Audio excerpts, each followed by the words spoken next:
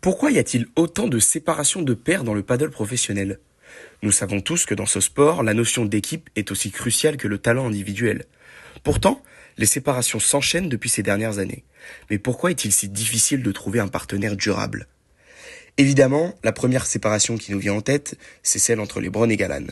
Après avoir roulé sur leurs adversaires pendant 2 saisons, leur collaboration a fini par voler en éclats en 2024. Ce qui a fait défaut, ce n'est pas leur style de jeu qui, eux, étaient ultra compatibles et leur ont permis de survoler le circuit pendant plus de 2 ans, c'est leur caractère, notamment celui de Juan LeBron, qui a désespéré Galan au point de mettre fin à leur collaboration. Cela prouve que la complémentarité dans le jeu ne suffit pas à garantir la longévité d'une paire. Mais l'aspect relationnel n'est pas la seule cause d'une séparation. Le début de saison 2025 a été marqué par une véritable valse des partenaires sur le circuit.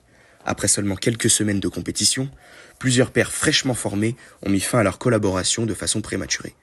On pense à Juan Tello et Valentino Libac, ou encore à Jady Garrido et Martin Dineno. L'Argentin numéro 8 mondial formera d'ailleurs une nouvelle paire avec Tello dès le P2 de Bruxelles, espérant trouver une nouvelle dynamique. Depuis qu'il a décidé de se séparer de Franco Stupashuk en juin 2024 pour s'associer à Juan LeBron dans l'espoir de conquérir la première place mondiale, Martin Dineno ne retrouve plus cette stabilité. Depuis, il tente des associations. Il se retrouve aujourd'hui avec Juan Tello, qui lui formait pourtant une association prometteuse avec le jeune crack argentin Tino Libac. Mais il a décidé de l'abandonner en rejoignant Dineno dans sa quête de renaissance. Le cas de Tello est particulièrement délicat et rend les choses encore plus complexes.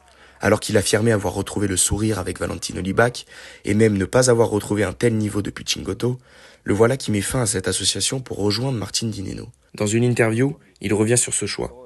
Tiraillé entre la satisfaction d'une bonne entente et le besoin de retenter quelque chose de nouveau, il reconnaît cette forme de faiblesse qui consiste à croire que l'herbe pourrait être plus verte ailleurs, tout en admettant à quel point le paddle est un sport difficile à décrypter.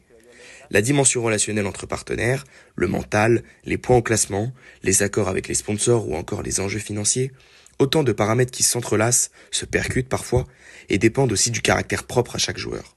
Autant dire que le paddle professionnel est tout sauf un long fleuve tranquille.